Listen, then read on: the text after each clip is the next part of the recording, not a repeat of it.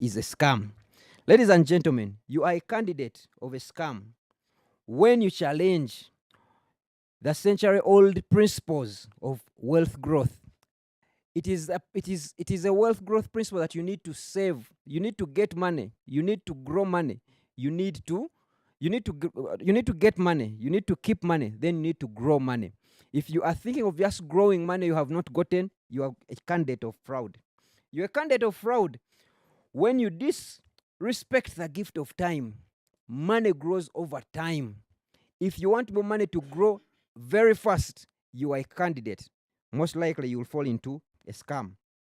When you sideline your capability to being a victim, most of us, I think we are victims of fraud. We are victims. No, but we have led ourselves there. You have led yourself, you've taken yourself, and you have given them the permission to get into your financial world.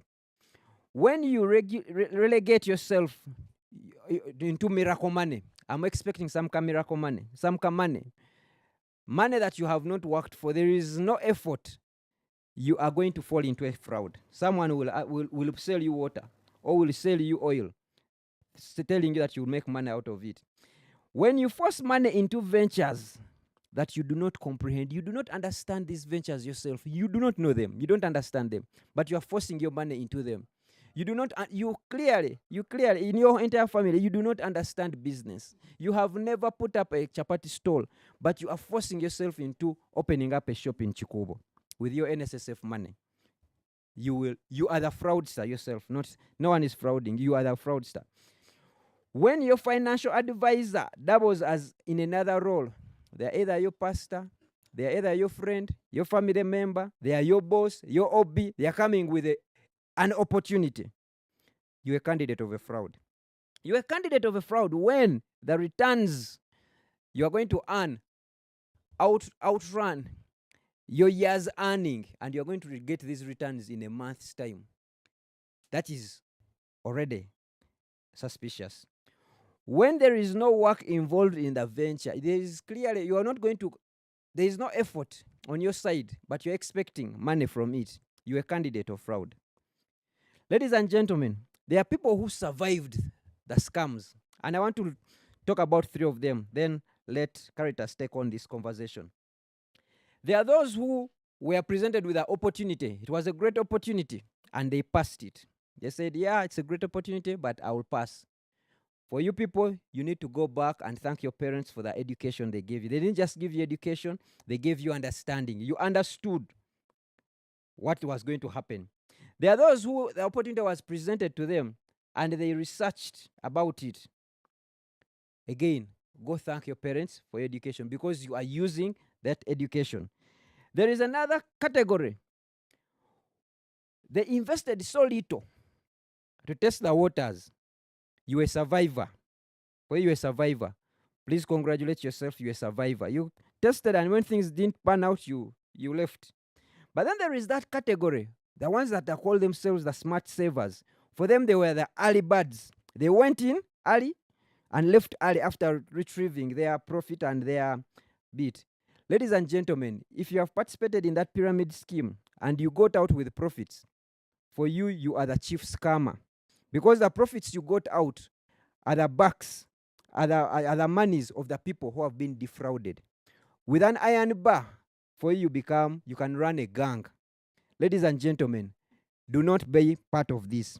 Allow me to start this conversation and hand it over to Caritas Nalongo, our in-house celebrity. Nalongo Caritas is not just a moderator, but she's been a student. She has sat on these panels and she has picked wisdom. We have seen her going places and would want to say we are part of that journey. She may never mention us, but the wisdom she's picking from here is taking her places. So what are you doing, you who's picking wisdom from this? Nalongo, Wanji, please take the conversation on. thank you, sir. Headmaster, sir. Thank you. I cannot fail that one. Thank you very much. And yes, another episode, another webinar, another lesson. Okusoma tekugwayo webagamba. You study until you go 6 feet under. You're always learning something new. Now, if it's something that I have really enjoyed, it's been the webinars. The NSSF Financial Literacy Program. It has taught me a thing or two. Singa kale twatandika lulinga sinaba falling up into all those financial losses. I think, but they say better late than never. I've learned a thing or two, and I'll share. Sir Headmaster, sir, you'll be very proud of me when I share some of the things that I took away from here and implementing out there. So thank you very much for tuning in. Tell a friend to tell a friend that we're online, NSSF, all the platforms, Centenary Bank, all their platforms. And also we have Fidelis Leadership Institute that is also online, so you can follow us there. We're also on TV. Yes, we are on TV. We're on DSTV, channel 375, and also StarTimes, channel 282. Don't say I didn't tell you.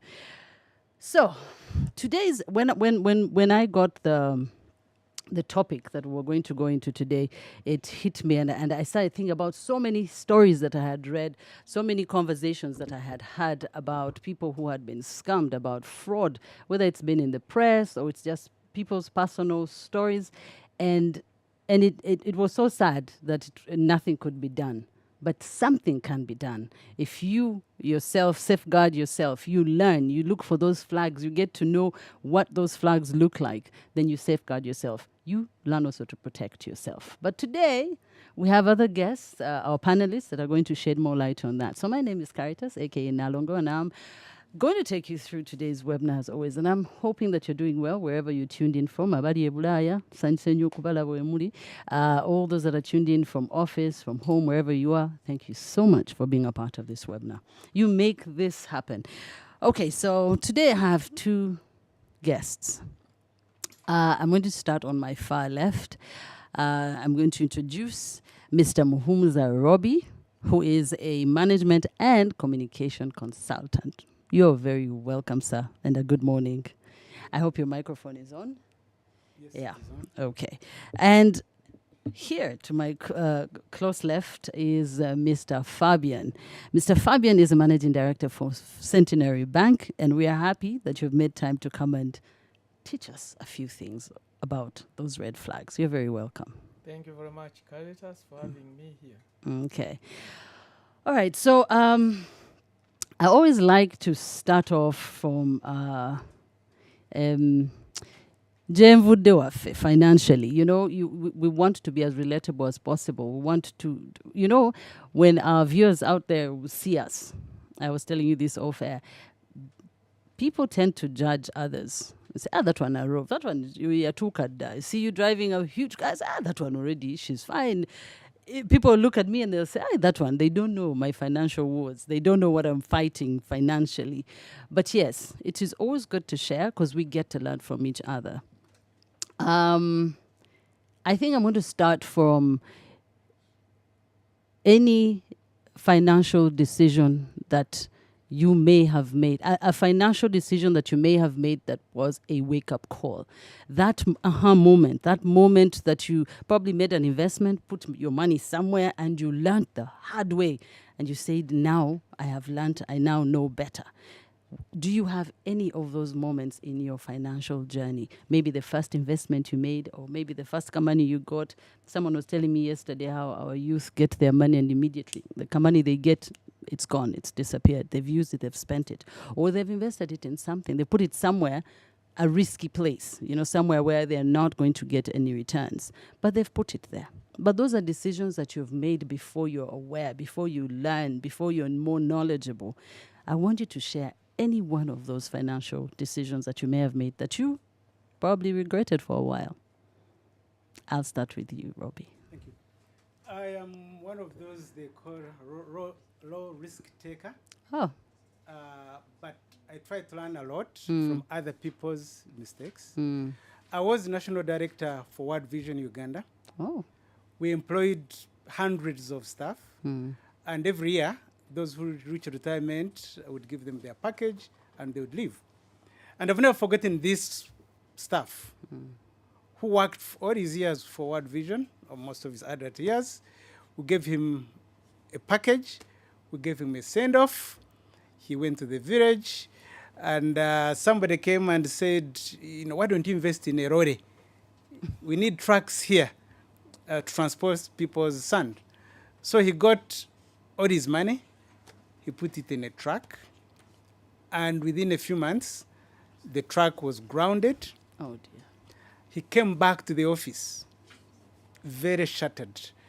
And he hadn't even constructed a house in the village. And we had put up fundraising for him. And I thought, when I retire, I don't want to be like that. And so what I did as a national director was to organize a financial literacy training for the other staff. But I was one of those taking notes on how not to lose money. When I eventually retired, I got a lump sum, and it was not small. I never got that amount of money before. And so what I did was put it in a bank, trying to figure out what to do with it. And the error, the regret I have is that my bank was happy to keep my money, and they didn't tell me anything. So the money lay there for a number of months. And at the end of the month, they were deducting ledger fees on it. So one day, somebody told me, but you could fix your money and you'd get 8%. And I thought, why didn't I know this? My money has been lying in the bank, losing value. I could have fixed it. So I fixed it, and I was happy to get 8%. But then one day, I went for a financial literacy class. And the headmaster, Mr. Mboa, before he became headmaster here, was the teacher there. And he said, you could put your money in a government bond, and you could get 20% annual interest rate. I said, what? My bank didn't tell me. They've been giving me 8%. And so I lost some money. I could have got some profit, but I didn't get the profit for a number of years because I didn't invest in financial literacy to get good return on my money. And I told Mr. Mbo, I wish I had met you much earlier. I could have made more profits from this treasury bond of 20% annual instead of getting 0 on savings, getting 8% on fixed deposit with the bank. So that was a lesson for me that I wish I had learned much earlier. I could have got more money out of that. But there are other stories of relatives, but we could mention that later, who invested in scams. Yeah. But that will be for You'll give them next to us time. as examples. We'll get those as examples. Thank Yes. you. But Sir, for me, that was my main lesson. I put where I couldn't get interest, whereas I could have earned interest on my lump sum that I got as my retirement benefit. Thank you. Had you known, that's why we have these financial literacy programs. And Sir Headmaster, Sir, well done on all the work you're doing. Your student is here. He's also going to teach us. Gamba, it's a whole cycle. I like that. You learned the hard way. He taught you, and then you're coming to teach us as well. I love this. Now, over to you, Mr. Fabian. Share with us that financial decision. I don't know whatever age you are, but you look back and you're like, why did I do that? Or maybe you're not a risk taker. Well. If you don't take risk, you can't earn, because earning is all about taking risk. If you just want to leave your money in a box somewhere, it probably could be safer. Don't know, but you earn nothing and it loses value. So there is always a risk in every financial decision. It depends on your risk appetite, the level of risk that you want to take. When we had just started working, I started working at Bank of Uganda, and there was this urge of earning more on top of what you are earning as a salary, and we used to get advances from our employer, and people will do all sorts of things with those advances. We used to have a 2-year advance, and you would take it and do something, and the temptation was to reinvest it. To invest it somewhere. And I remember at that time it looked so easy to say buy a taxi and give it to somebody to put it on the road. After all, I think at that time you would be told every day they would bring you 20,000, and you're like, this is easy. I mean, I've got this advance, it's the money I have. Why not buy a taxi and have somebody drive it? But I can tell you, not many people earned from it, and they lost. And I was one of them. I lost. And the lesson I learned is that you can't invest in a business where you are not. and you think you'll earn. Who are in the offices working, and you've put it on the road for somebody to drive it for you, hoping to bring money to you at the end of the day. It never happened. It never worked. So business in which you are not, the risk is too high for you to take. A business that you can't directly supervise, business that you can't clearly understand the risk profiles and everything, it becomes a futile exercise for you to invest. That was the first lesson. Second lesson is that businesses that are mobile, like a taxi, they are very risky. So you ought to have put in place systems that are adequate to monitor and manage those risks. Otherwise, you've given the driver your money, he will tell you all sorts of stories. They would even come and concoct a story. They could connive with the policemen, come with things indicating that they were in fault and the vehicle has been at police the whole day. Yet they've been, using it, taking it wherever and earning, and for you giving you nothing. And at the end of the day, it breaks down. Then you are supposed to buy the spare parts and so on. So business that you are not in, business that you can't directly supervise, mobile businesses, which are not fixed, very risky. And you need to always understand some of those things before you can go into an investment. Narong, I've remembered something Yes. now that he's mentioned. Yes. I come from Western Uganda. Could you pull your microphone closer? Just drag it closer to you. Yeah. I come from Western Uganda, Yes. and our land tenure system is different from the one in Uganda. When you buy land, you own the land. And I have a cousin who was living in Wakiso. One day he came and said, there is land available here. It's cheap. You can invest it in our local language, Taka. I think he said Chibanja. And for me, Chibanja and Taka are the same. It is land and you are the owner. So he said, I even know the one who is selling the land. So I talked to my wife, and we went and bought Chibanja, thinking it was land that we could own. And when we said, can we get a land title? He said, no, this land is Milo land. But you can use it as much as you can. Since we had already paid for the land, we decided to do agriculture in it. And our cousin volunteered to look after the land for us to farm. So we gave him money to till the land, and he tilled the land. We gave him money to buy beans, and he planted beans.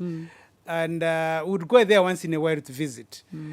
Before he knew it, he said he had harvested the beans, he had taken them to Wino, and he had sold them. But the amount of money he gave us was far less than the money we had used to till the land, to buy the seeds, to pay for weeding, and we burnt our fingers because, one, we didn't understand the nature of the tenure of the land.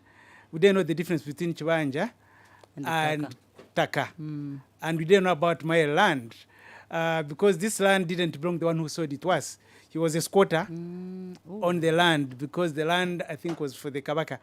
And we couldn't get a land title. And then we relied on somebody to give them money, and they would do agriculture for us. And he even went ahead and sold for us. So eventually we lost the money, also lost interest in the land, because for us we had wanted a land title to develop the land, but now we couldn't get a land title and we didn't know. So investing in land that you don't understand in terms of the tenure system, and not buying from the owner, buying from a middleman or a middlewoman, you may have, as well as not having land. We became squatters without even knowing, but relying on somebody, wanting to monitor agriculture from a distance, on phones or visiting once in a while, surely you'll lose. We lost. And imagine you're getting your money. You've been there planning for your money. You've worked so hard. You did not take leave. You did not, you've worked very hard. You've pushed it. You've said, you know what, I'm going to push it until I'm 50. I'm pushing it at least until I'm 55. You're staying in that workspace. And you're going to get that money. I know the gentlemen here who were talking off air, and they already confided in me that they collected the money, but will not say when or how much it was. We'll just leave it there. But clearly, it was put to a very good investment. I'm sure it was invested very well because lessons were learned before, because they were taught, because they listened, because they asked questions. And that's what you need to do. If you have any questions, send us those questions and we'll be glad to ask our panelists to shed more light on those. So, talking about red flags. Now, first, let me talk about, because I was talking to someone yesterday and we were talking about Nkuba Cheyo, of who are very big investors, they're huge contributors to our revenue here in this country. But there was stories, not just one, many stories of some who had invested in real estate. But like you said, first of all, the problem is they're not here. They're abroad. So they have no option but to entrust somebody else to do the work. And many of them were scammed. You've had those stories where someone, Nzimba Nyumba, you come back home. They're sending you photos, but the photographs are probably houses in the neighborhood or wherever they've got the photographs from. You come back home and there's no house. They've frauded you. All your sweat has gone down the drain. So in cases of people like those, you're not here. You've been talking about managing business on phone. The person is not here. What are those red flags that person needs to look out for if they want to invest back home, if they want to get that money and invest it back home, but they don't live here? What are those red flags you would ask them to look out for as they try to invest back home? Fabian, I'll start with you.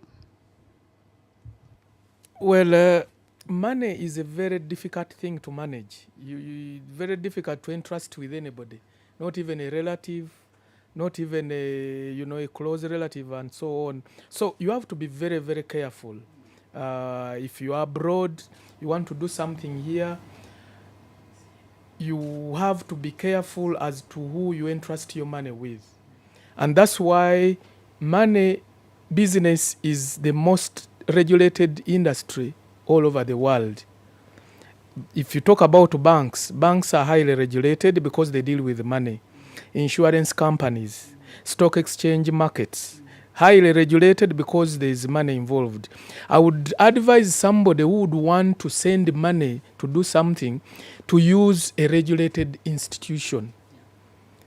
Your relatives are not regulated. Your wife is not regulated. Anything can happen when money lands in somebody's hands. Anything will happen with it, and there will be no, repercussion. There will be nobody to say, "Look, why did you do what with the money?" and so on. So let them use regulated institutions. There are so many schemes that financial institutions are offering. People who are abroad, who want to buy property, who want to invest here, and so on. Let them use those regulated institutions, such that even if there is a problem with your money, there is somebody to go to. Yes, there's somebody who will be accountable. Rather than saying, I have a friend, we've been together, somebody saying there is land, there are houses that are being built, he has built, he can build for me, let me give him money, you'll build for me, you'll be in trouble. You'll be in trouble. So as long as you sense there is no regulation with that person that you want to send money, it is a red flag. Don't go there. Ensure that you look for somebody who is accountable, somebody who will be held accountable by an authority for you to ensure that your money is safe.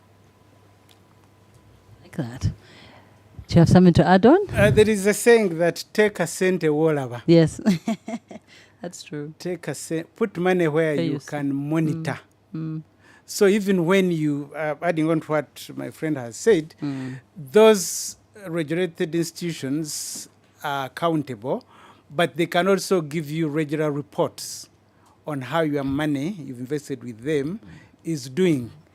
One, if they're regulated, but also if, for instance, you find a company that can build, they are regulated, but there's a third party who is monitoring for you that if they say the house has reached ring beam, he's taking the photograph for you. It's not the same person who is building who's also showing you photographs on the developments, on the quality. There's a third party who's also been regulated, who is monitoring for you. If you invest in a company that does unit trusts, they are giving you regular reports on how it's doing. If it's fixed deposit, if it's treasury bonds, all of them are able to give you information regularly on how your investment is doing, rather than just trusting in them to tell you stories when they could be defrauding you. Okay. Now, from your line of work and from your experience in what you do, and of course, recently we had the story of that investment that went down the drain, the one of the buds. I don't want to dwell on that one, but yes, I mean, I didn't understand how people invested in it. Like, what was so juicy? What was that selling mark, the one that helped the deal go through? Like, I mean, so many people all going for the same product, going for the same deal, and none of them seeing a red flag. I don't know if there were any red flags that probably they missed, but I think maybe the deal was very juicy. That's what I'm thinking, and I guess that's what always draws people in. Now, if we're talking about our country, Uganda, I'd love to hear from both of you. What would you think, what would you say are the most common types of fraud in which area in this country? Well, I think it was mentioned at the very start. Every time you see a deal that is too good to be true, there is a problem. Because you have to respect time. Money grows with time. You have to respect effort. Where you haven't put any effort and you think you'll give money to somebody to grow chicks for you and give them to you and you earn, 20% in a space of 3 months, 2 months, that is too good to be true. And therefore, it can't happen. There must be a problem. Yeah. It can't happen. So people need to look out for schemes for where it is too good to be true. It is not true. Yeah. Do you have something to add on? There are many different types of scams that have been in the world, but also in Uganda. And some of them looked a bit complicated, tax-free, of tax or forex trading or multi-level marketing, where they don't explain to you exactly what they are doing with your money, but they are promising you a lot of returns, and then you trust them and you give them your money. This last one was a bit different, and I'm trying to explain why I think it took in many people. They used something that sounded convincing. They talked about birds, and a lot of people know about birds, but they've never grown the birds themselves.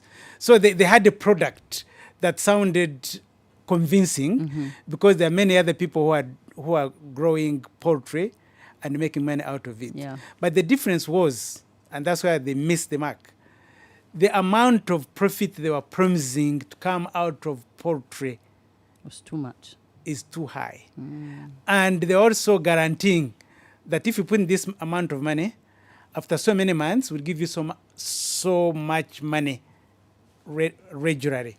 But those who have done poultry know that the price, the number of chicken you'll be able to get, the number of feeds, money you'll pay on feeds, the market price are all fluctuating, and you can't get the same profit every month out of a business. So when somebody guarantees you high returns regularly with no risk, that is a red flag. Even if the product may sound convincing, like chicken, go and check. Those are the people who are selling chicken. Well, how much profit are they making? Go and visit the farms. Yeah. This one didn't even have the farms. They had the office in Kampala, but people believed them. So research to understand the business and the amount of profit you are likely to get is one of the homework you can do. And if it's too high, that is a red flag. The red flag involves them doing research. If you'd researched, you'd see the red flags. Yeah. Yeah. And maybe I can also add, every time you are going, I think it was also mentioned, every time you are going into an investment, you don't clearly understand how it operates, you are getting into trouble. Recently, there has been the talk about cryptocurrency. Cryptocurrency, people don't know how it works. if I put in this, how will it come to a profit? But it is being hyped and everybody is talking about it. Other people are giving testimonies how they've earned the money from cryptocurrency, and if you go and put in money, you are getting into trouble because you don't understand how cryptocurrency works. If you go to a bank, they will tell you, if you place so much money, we are giving you 8%, and this is what you'll get at the end of the day minus tax. Very clear.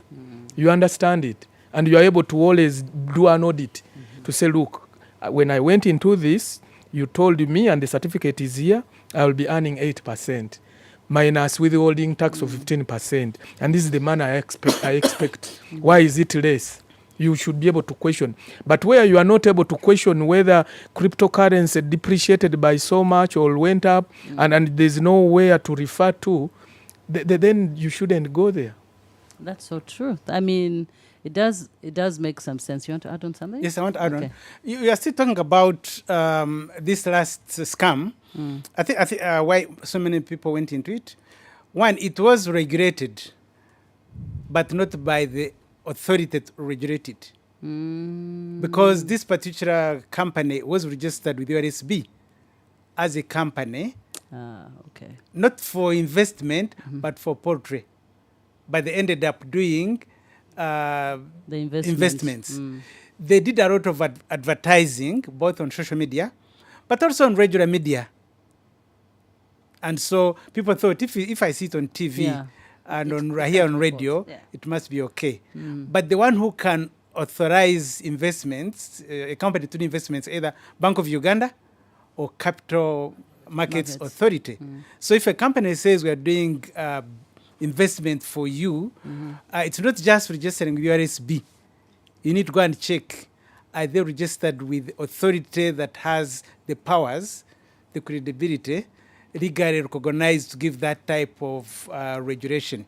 Not just any regulator, because they can show you a certificate of incorporation with URSB. Yeah. They can show you a certificate from KCCA, a trading license, but is that the business they've been authorized in by that authority? Capital Markets Authority has got a website. And on that website, they've listed all the companies that are regulated to do investments in Uganda. They've also listed those companies that have been deregistered or have been cheating people. So before you invest your money in anybody who says they can take your money, invest it for you, go and check on the website, is that company officially registered there to do that business? If it is, if there is any lose your money, you can go back and ask for redress. But if they are not registered, shauri yako, you're in trouble. In other words, do your research before you even put that penny wherever you want to put it. The information is all out there. I know some people find it difficult to go and ask, aja kunsaba sente. If I go and they will know my business, they will. But this is going to save you in the long run, because then you get to know more of what's out there or what you're getting into. Now, I know I wanted us to also get into some of the investment schemes that are out there, the ones that are, your Ponzi schemes that are out there. But then also there are those that have been mentioned time and again, your government bonds and all that. So I'm going to keep throwing in questions from our viewers, mix them in there so that you get to answer their questions. CEO Lydia, thank you very much for tuning in. CEO Lydia is saying, what is the procedure of getting government bonds? I think I'll start with Fabian. Well, government bonds, you have to get them through banks. There are banks that are designated to avail these bonds to customers. They are called the primary dealers. I think currently we have 7 commercial banks that have been authorized by Bank of Uganda to be primary dealers. So those are the ones you need to approach, and the list is there. Of course, Centenary Bank is one of them. You can approach Centenary Bank. They will open for you an account for you to be able to deal primarily. But you can also go to the secondary market. There are those who have got their bonds, the papers which they want to sell, not in the primary market, but in the secondary market. So if the lady approaches a bank, they will be able to be taken through the process. It is very simple. It is easy. give there your details, and then they'll give you that account, and then you tell them how much money you need to deal. And if you are going to for the primary dealing, depending on, because there are limits. If it is below a certain amount of money, you will wait when others have dealt, and then you will buy from them. So the banks are the people, they are the institutions that will avail, that kind of vehicle of investment. You have a desk at Centenary? Yes, we do. I have a desk. We have a financial markets division, and when you come to us, we'll take you through that simple process. Okay. We have many people tuned in. Betty Nagirinya. Good discussion. Thanks for the invites. It's true you cannot manage a business you have not been involved in personally. Becca Nakata want to engage in bonds. How is that? I think we have answered that. If you have any more questions, you can go to Centenary Bank and they will answer, and they will also they'll also answer your questions, whatever they may be. And you can also send us a WhatsApp. If you have a question, send us send us those questions on whatever platform you might be. We'll go through them. Now, Grace Akelo, thank you for tuning in. She's saying, reinvest in Nssf. How about one reinvests in Nssf? But then also goes ahead to ask, why not buy a lorry? I think, I think you both could answer that. I'll start with you, Mumusa. I wanted to add on the bonds question. There are short-term investments, which are called treasury bills, up to 1 year. And then there are long-term investments, which are called bonds, anywhere from 3 years, 5 years, 10 years, 15 years, 20 years. But you all start from the commercial bank that is authorized. The bank will help you open a bank account for dealing in treasury bills with the Bank of Uganda. And that account for dealing in bonds and bills with the Bank of Uganda has no charges. You open it with you don't have to pay a deposit. There are no monthly charges. You keep it, for the rest of your life. Even if you change banks from one bank to another, the same account will remain with the Bank of Uganda. And if you want good returns, you wait for the auction. If you go to the Bank of Uganda website, you're going to see a calendar for the rest of the year. When are they going to have auctions, either for treasury bills, short term, or treasury bonds, long term? So you'll see the calendar to know when the auction will be, and that's when you can participate in buying from the primary market. If you want to invest now, you have your money, you can't wait, you can go to your commercial bank, they will sell you on the secondary market. But when you go in the secondary market, you're going to get a lower interest rate than if you wait and you buy from the primary market. But the good thing with it is that they are there every 2 weeks, every month. And so it's a low risk, sure deal that you can invest in until you collect enough money to buy the lorry. Now, if you want to buy the lorry, because that's the one I'm answering, you've got to understand vehicles very well. Maybe you've been a mechanic. Maybe you've been a lorry driver. Maybe you've got to understand how vehicles and vehicle business work. Otherwise, if you buy a lorry, you are depending on somebody. You don't know if they'll be telling you stories. The lorry has broken down. The lorry has been arrested by the police. The lorry needed repairs. There was no business today. You can hear all sorts of stories. So unless you are managing it yourself, or you have a good manager who understands, who follows up and monitors every day, yes, you may lose your money.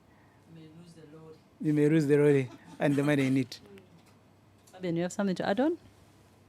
No, not really. I think he has covered it. And yeah. Okay, so that's the part. I don't know whether Mr. Headmaster Sir will probably tell us later on about reinvesting in Nssf.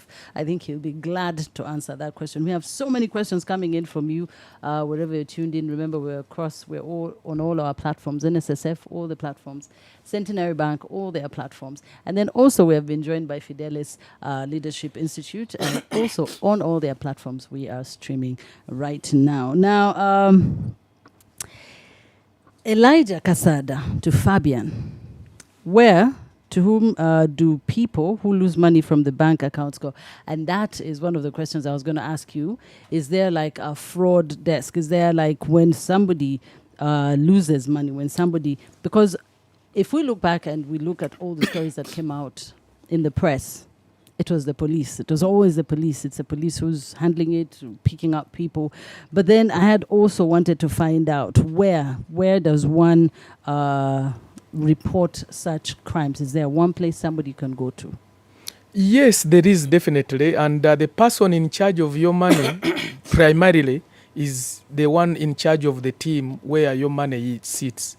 If you have an account in a branch, with a branch wherever, for example, Senate Bank has so many branches across the country, just approach the branch manager. He's responsible. Just place your query with him or her and leave it, or CDK. So you will be able to ensure that everything is investigated to the end to find out how, if your money somehow got lost, where it got lost, and you'll get justice.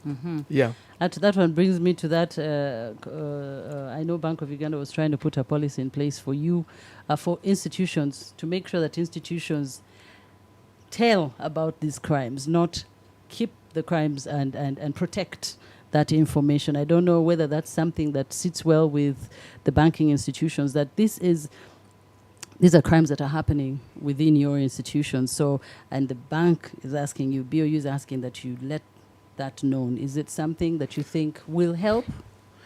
It has been happening. It is a practice that within the banks under the UBA, Uganda Bankers Association, on a regular basis, every time there is a fraud, it is shared amongst ourselves. Okay. First of all, to everybody to look out for similar frauds, and also to ensure that if there are people that have been identified, in that fraud, they are earmarked, and they don't do business with any other financial institution. So that information is shared by throughout the banking industry, and of course, when the Bank of Uganda wants any information, it is always available. And do you have a high success rate in recovering the money? Yes, and that's why we involve all organs of government that are involved in law enforcement. Police comes in, courts of law come in, all these, we use them to ensure that police helps with the thorough investigations, and if it is a case for court, it goes to court and justice is availed. Okay. Thank you for your questions, people. The questions are coming in. Ooh, okay, so Daniel Olili, hi. As a youth in their 20s, what is the best saving and investment option to move forward with? Do I refrain from building a house and using this money on something that can bring back, say, passive incomes, businesses, etc.? If so, do I then continue with rent or mortgages? Would anyone recommend a path they think might save a young person the most chance to have their money in sweet at the time of retirement? Yeah, starting early.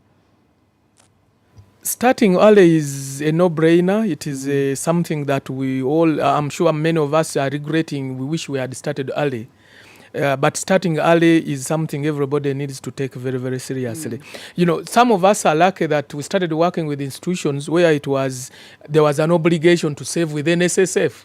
You can look back and say now, if probably there was no obligation, I probably wouldn't have, saved the kind of money I have within Nssf. But it was a very good thing, and we thank, police makers at that time who thought it right to ensure that there is that window where you are obligated to save.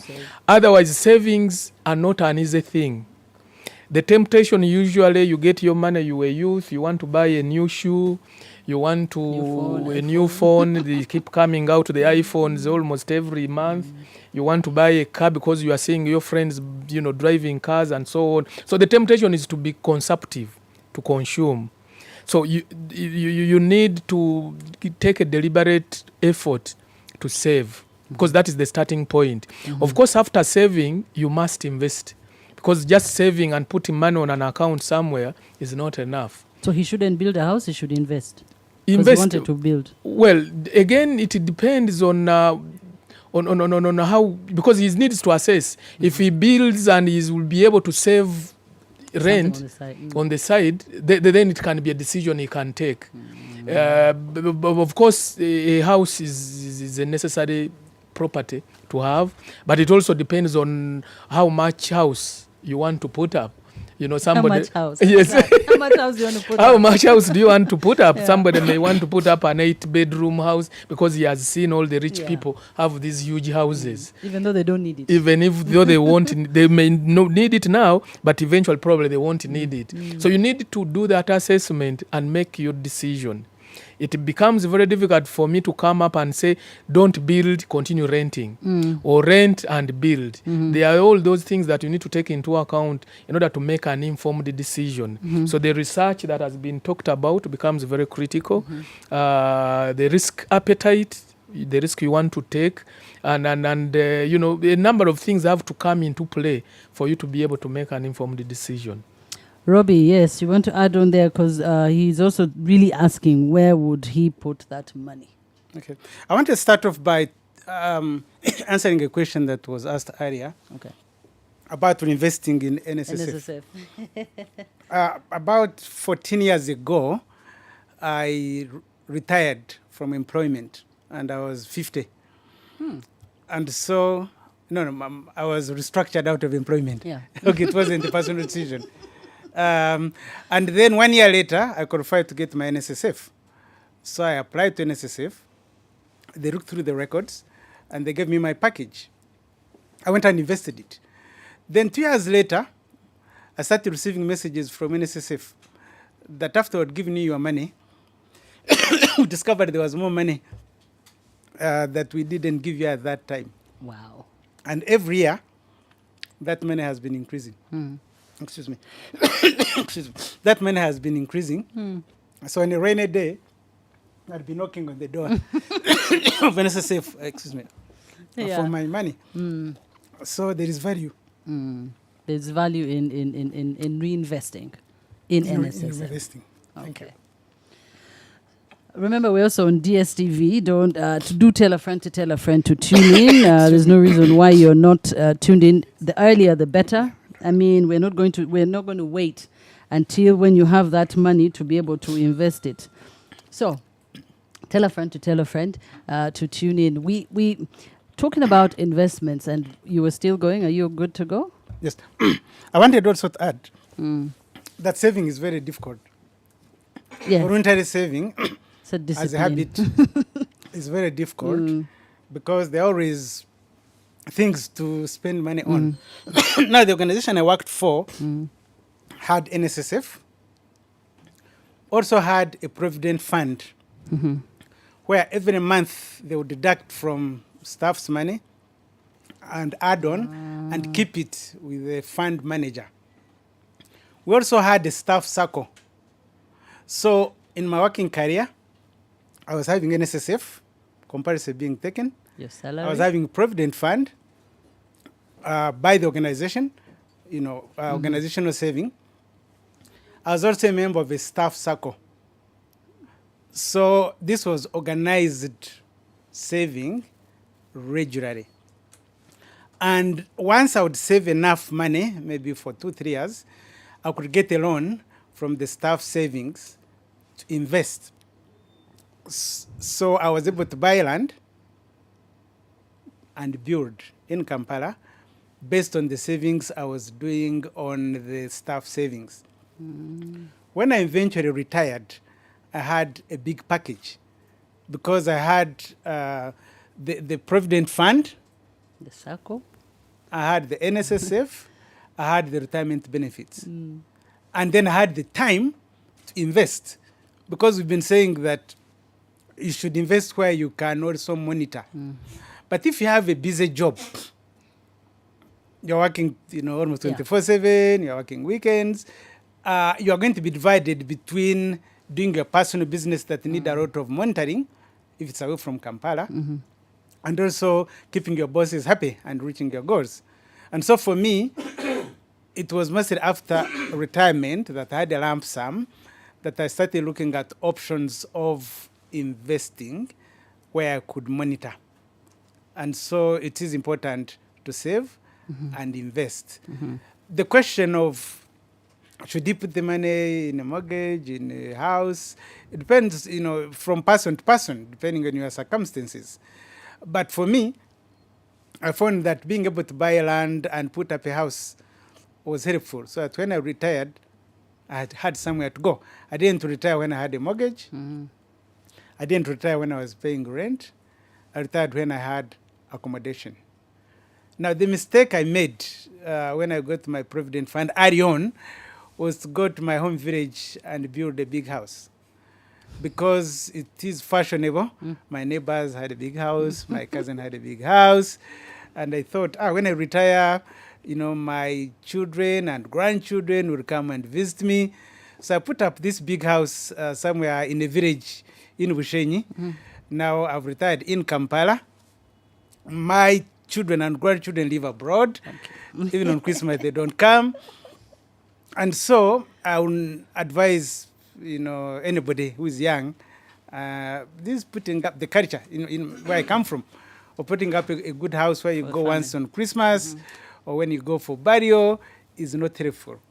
If I'd invested that money in a house in Kampala for rent, I'd be much better off than I am. So if you're putting up a house, put up one you will need for a long time. After a while, the children will leave. They'll have their own houses. So don't say, I'm building for my children and grandchildren stay with me in my house. I like that you've brought that up because it is something that we're used to. I think it's all from the past. Our parents worked hard and left for you land, left for you a house, then the next generation. But it's something that we've come to see, that the younger generation have dreams of their own. They have aspirations of their own. But we as parents, you want to plan for them. So like you said, nja kuzimba nyumba mchalo, abana baja kuchala, But the people you're planning for also have their own plans, of which you have not synced with. You don't know what their plans are yet. So you end up finding, like you said, you've invested in something that was just a waste, if we should say. You should have put the money somewhere else. Now that then brings me to the point. If as a parent, you're getting your money, you've got it, or you have some money, and you want to secure your children's future. I think if I use those words, you want to secure your children's future. What's the best way to go about it? How can you invest for them and be sure? You can never be too sure, but at least to a certain degree that the investment you're making for them or you're putting up for them, they will be able to carry, or they'll be able to immerse themselves into. Or like some parents that we have had, once their kids are at a certain age, they're like, I educated you, that's it. That education is meant to help you better yourself. So parents are like on a picket, like, what do? I invest for them? Where do I invest? How do I invest for them? What do we do as parents to safeguard our children's future? Well, of course, as he has said, and as you've put it, these children have their own aspirations. They have their own needs. Now the world has become a global village. People are mobile. They're all over the place. All his children are not here. Even grandchildren will follow. He will remain here alone. So there is no point, I think, in investing in fixed assets for these children. And I think the most important thing should be to invest in their heads. Invest in their heads, as they say, prepare them instead of preparing for them. Invest in them, they will look after themselves. They look after themselves according to what they want to have at that time. Times are changing. If at that time it was very fashionable to have a house in the village, now things have changed. People are living in apartments. They no longer live in the villages where you used to live. Everybody, and they will always say, that is the house for so-and-so, the one which has tiles, that is a rich man in the village, that is the one. Now it is no longer an issue. People are in apartments, they are mobile, they will get one here today, they will get a job in Nairobi, they will go and get an apartment in Nairobi. They are on the move all the time. So there's no point saying I've built houses, apartments for them to inherit. Just put preparedness in their heads, give them the education, the skills that they need. They look after themselves.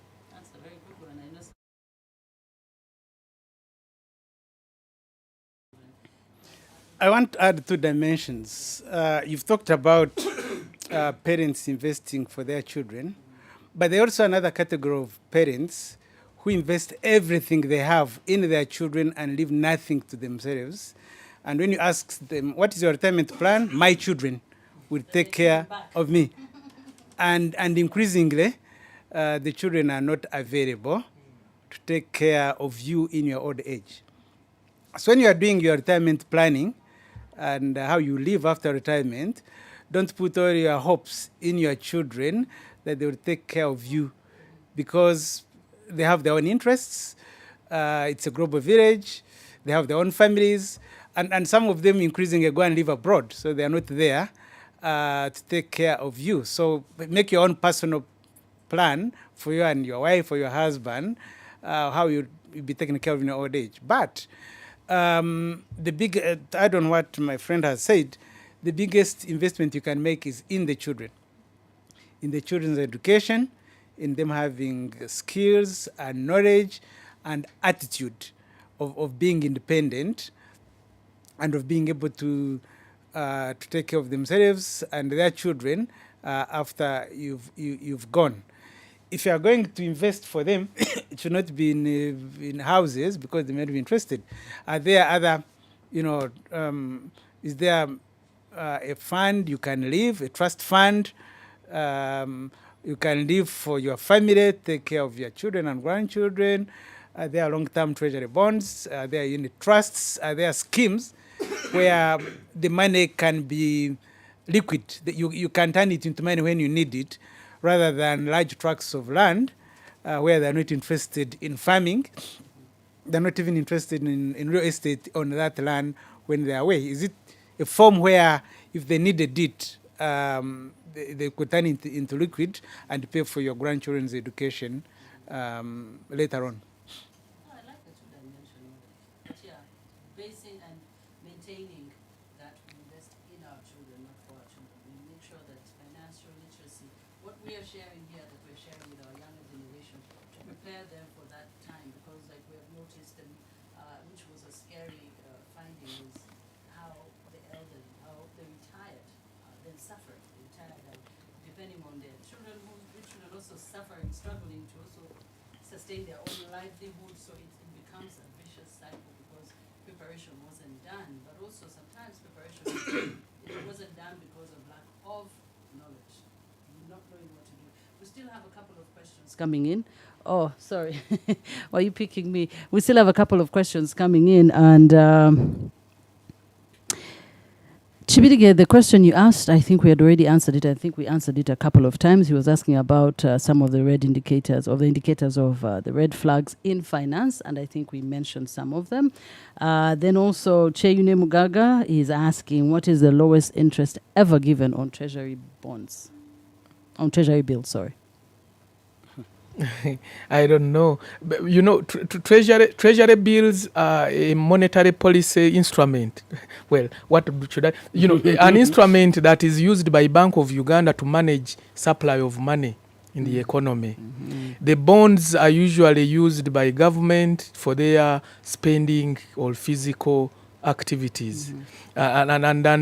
And depending on what is available at that time, I don't know the lowest that has ever been given. I haven't done that research, but I'm sure if you went to Bank of Uganda website, maybe you'll be able to tell. But that's how it moves. Mm-hmm. Mm. Okay. If I can add on. Okay.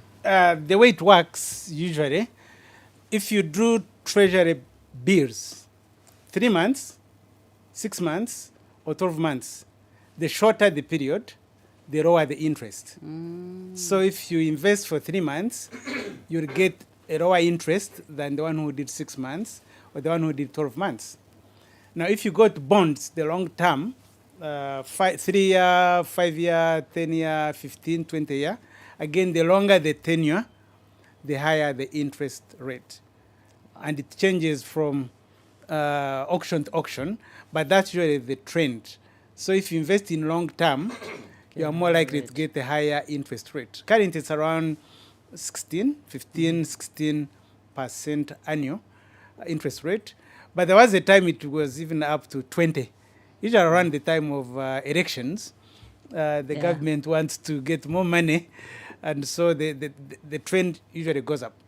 If you go to the website of Bank of Uganda, you'll see the rates. In the last Yeah. 1 or 2 or 3 years, it's all in there. Mhm. You can be able to track the trend, but usually that's how it works. The shorter the period, the lower the interest rate. Okay, so those who are tuning in from YouTube, Jamal Alex Tumsime, can someone with experience talk about Islamic banking?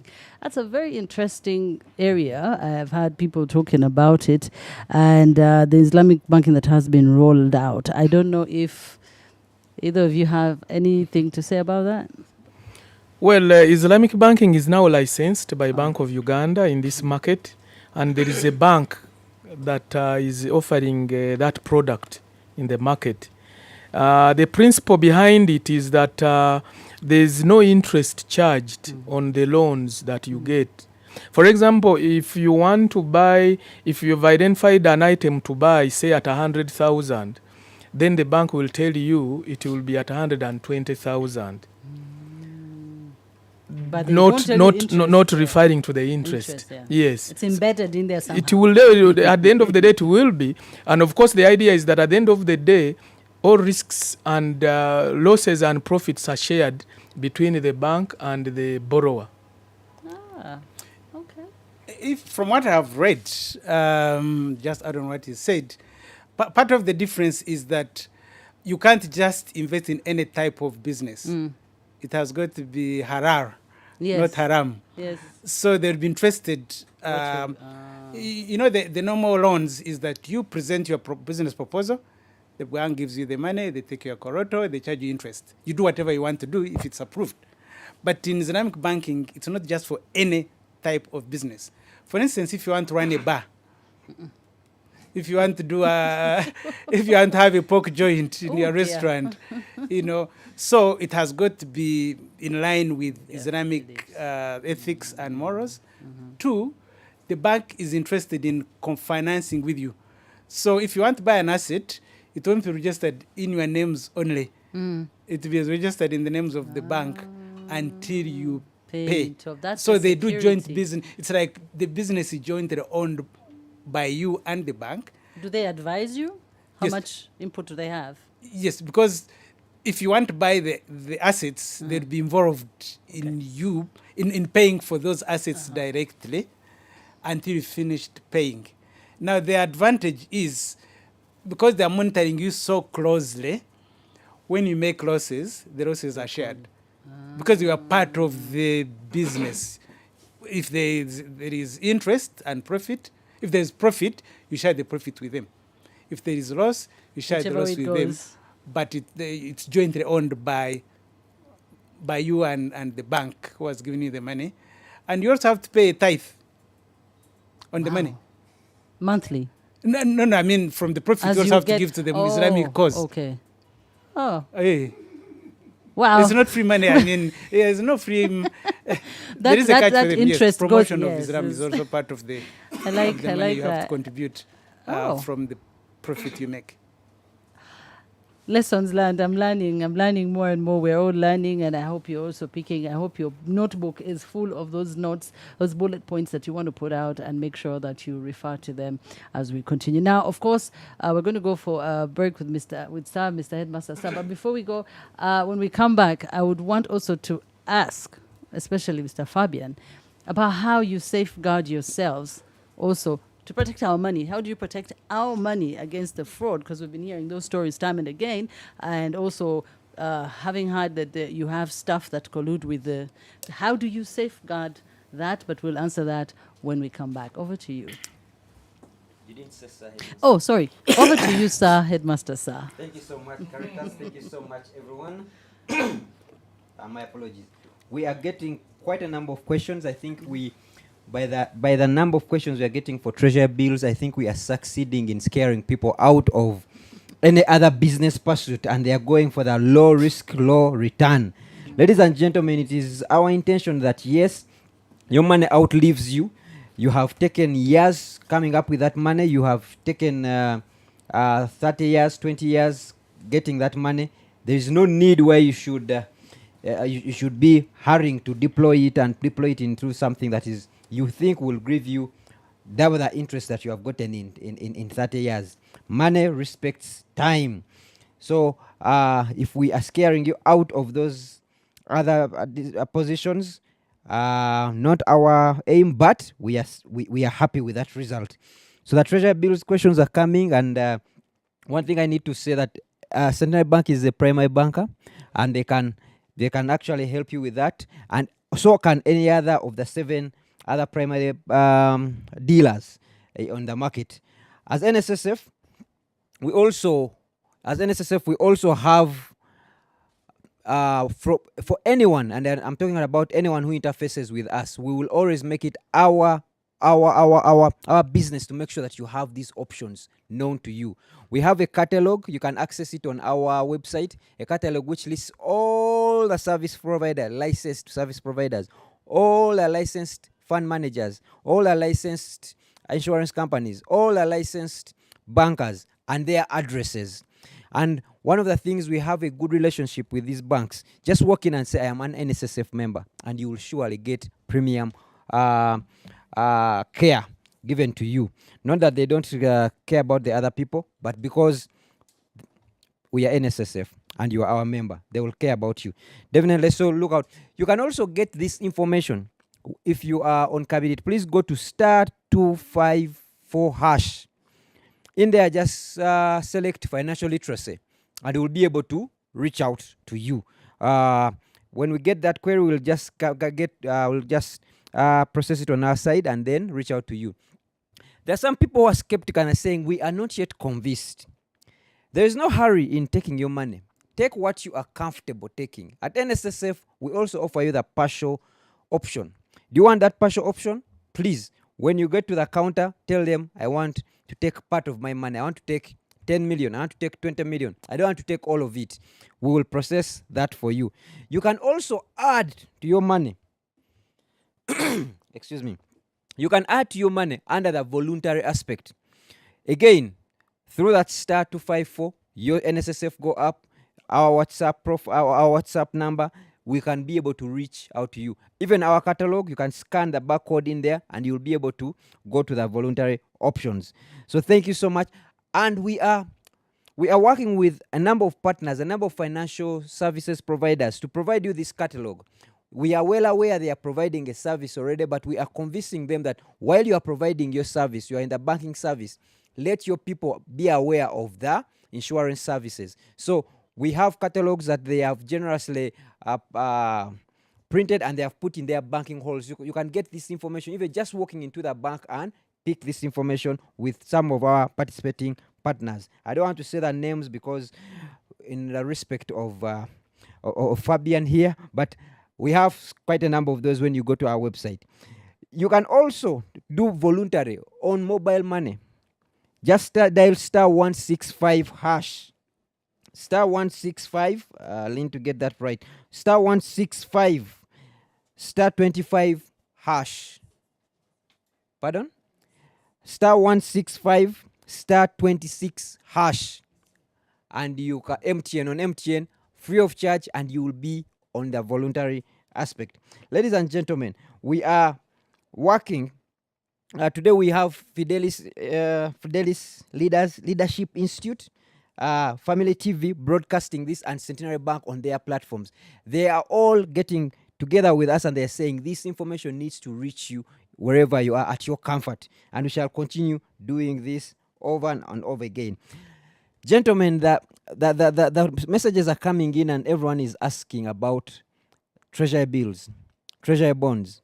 But we also, there's that particular person that is wondering, outside the regulated, what can I deploy in these other things? Because I am a Ugandan, I need the land. I need to farm something on the land. You know, all of us are farmers. All of us, today is Friday, all of us tomorrow are going to some farm. We have just never sold anything in the market, but we have been farming for a long time. So some people are looking for that license. What is it that I can deploy outside the treasury bills, treasury bonds, outside the low risk, low return? But what can I comfortably deploy so that people in the village say that this man is actually alive. He has a garden. He has that. So you need to address that at a certain point in time. We also have a webinar on treasury bills and bonds. We dedicated a whole 2 hours. We got in Bank of Uganda here to discuss how these function, how you can do that. When you go to our YouTube channel as Nssf, you will definitely find that. Visit our TikTok channel. You can also find a little bit snippets of that. As Nssf, and this is my final word, we try to put you in the position to see what you want to invest in when the time comes.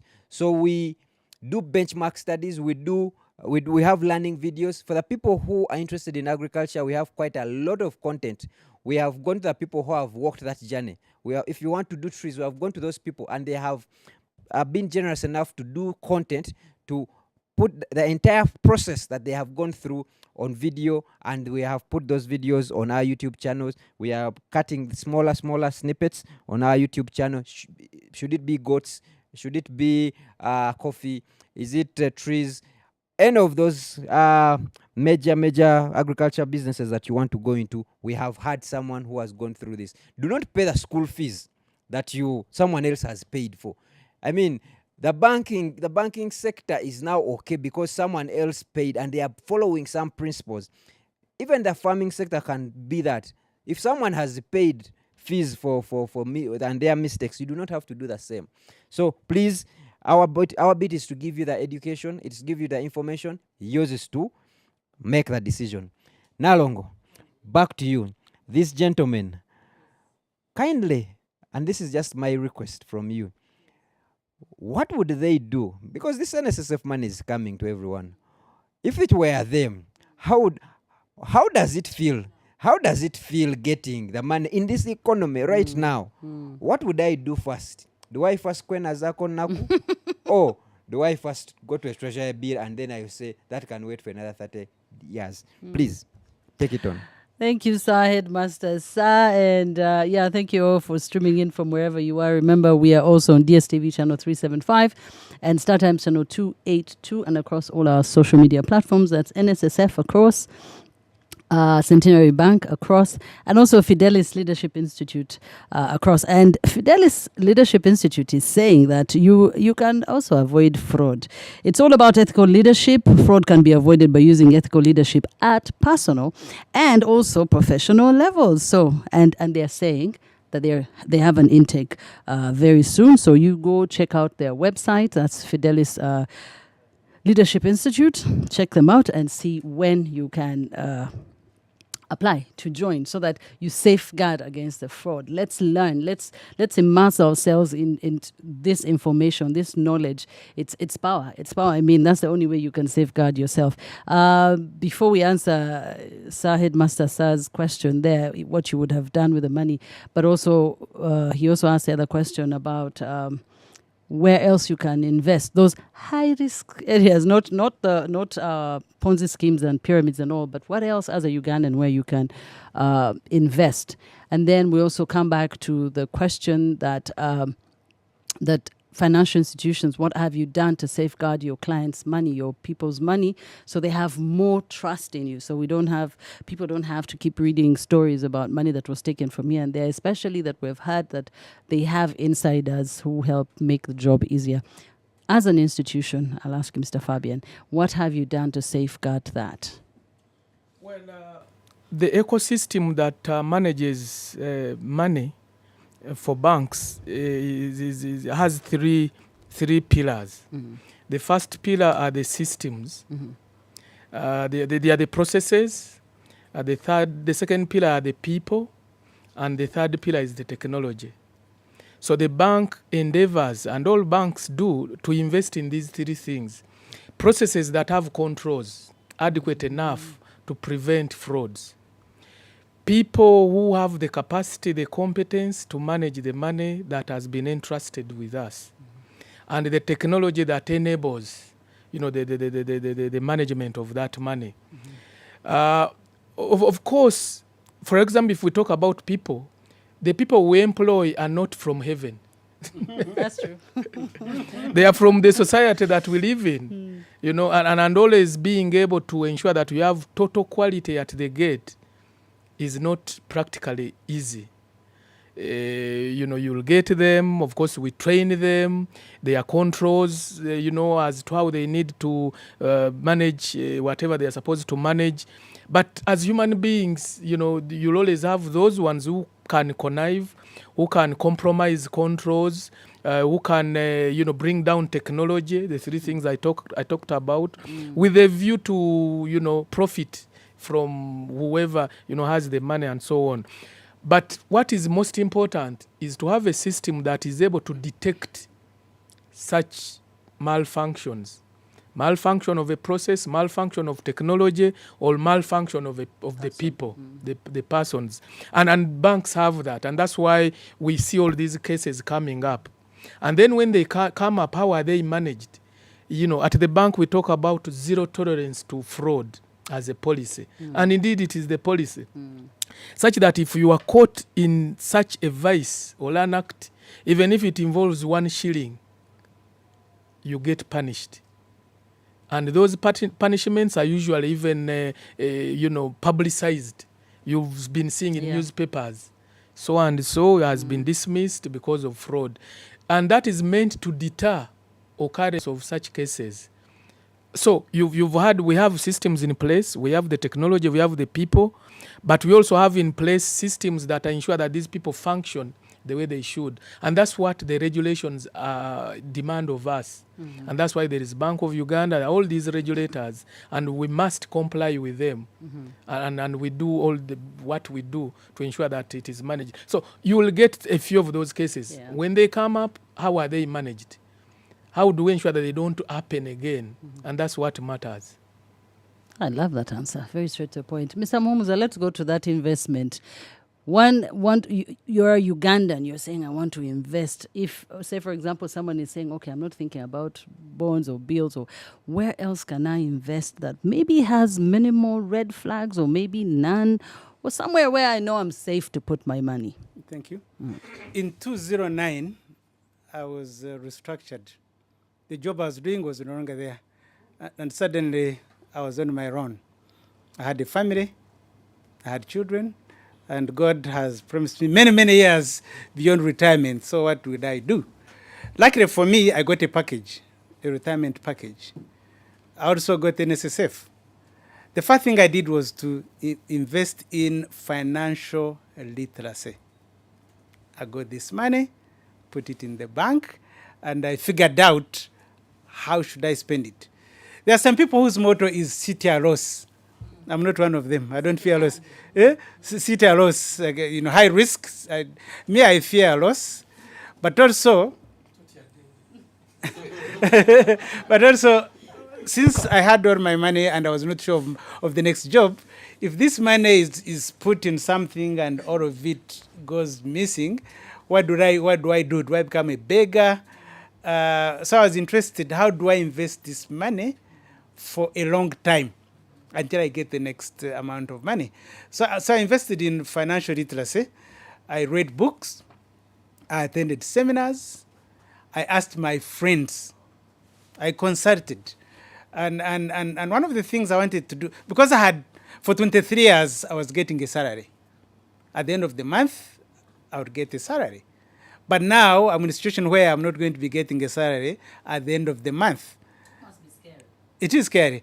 So how do I invest in businesses that will usually pay me for a long time to come? That was my question. And so one of them was real estate. In Uganda, we love concrete. We had mortar and concrete. I can see it, I can touch it.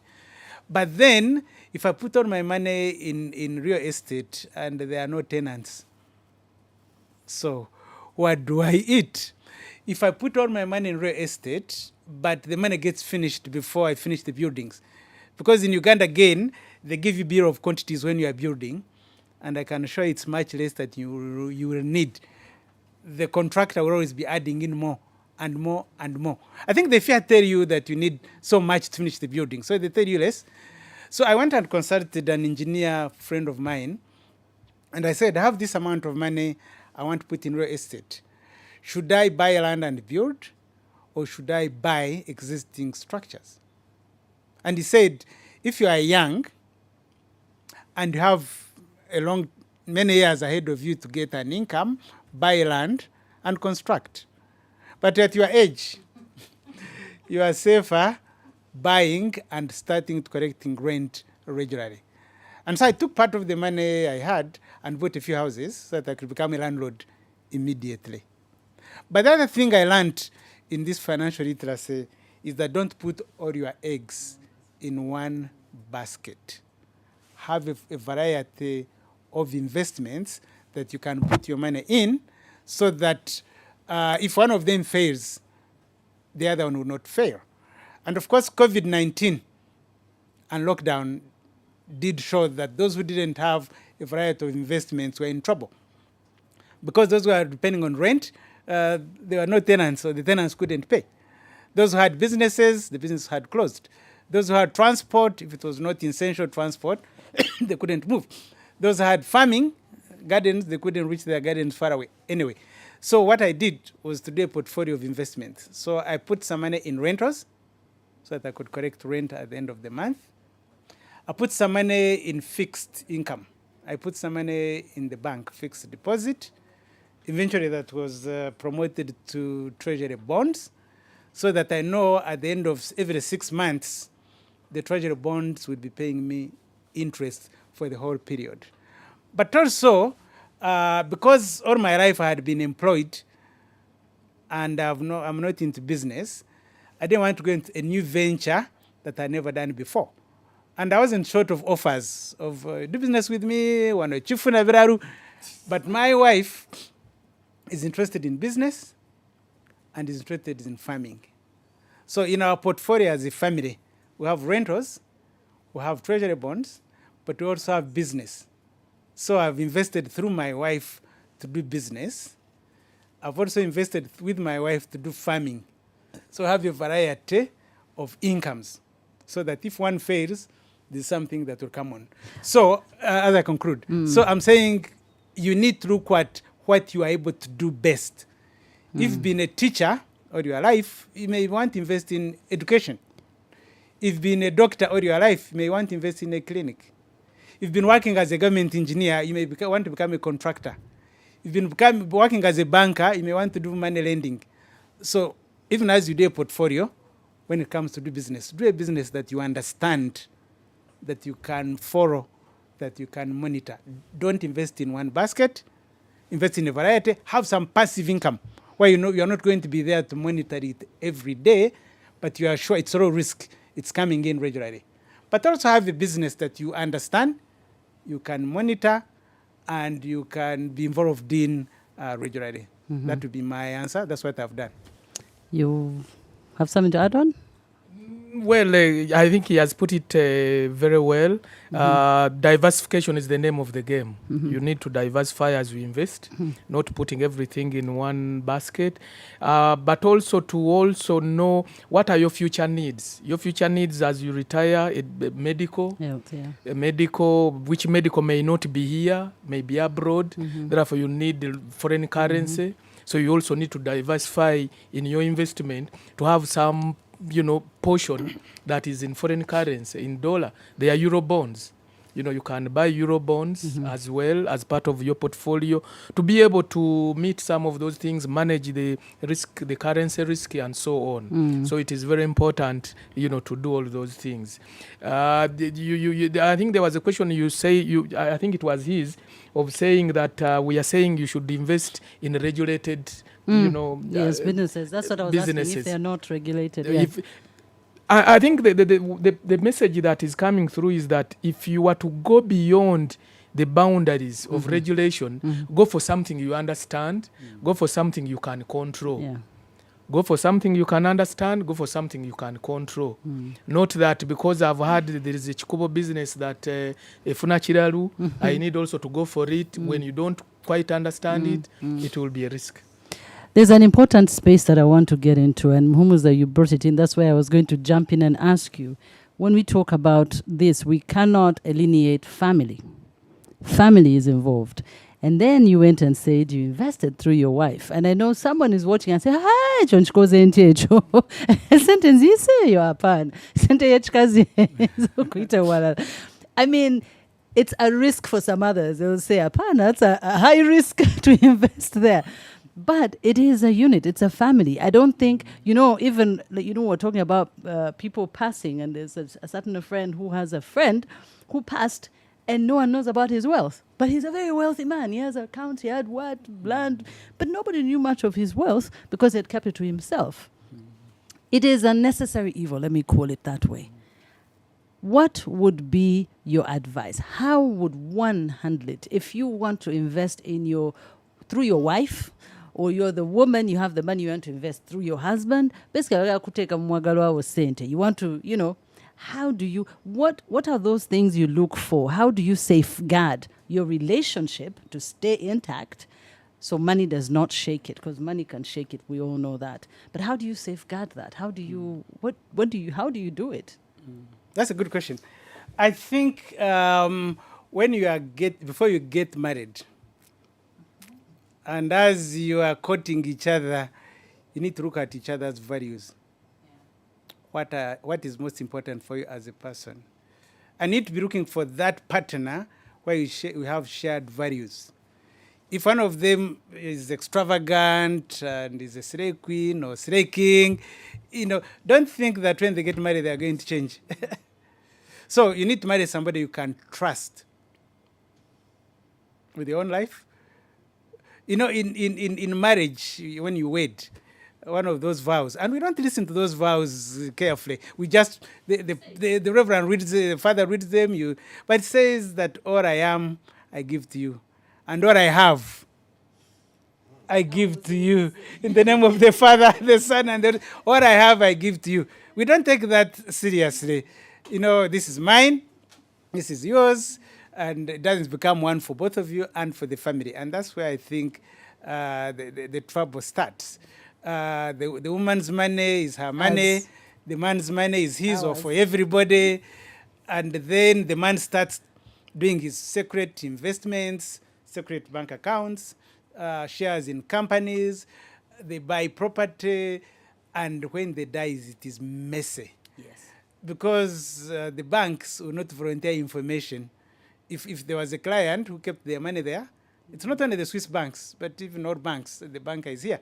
You don't just go volunteering information that my client had money here if you didn't mention other people there.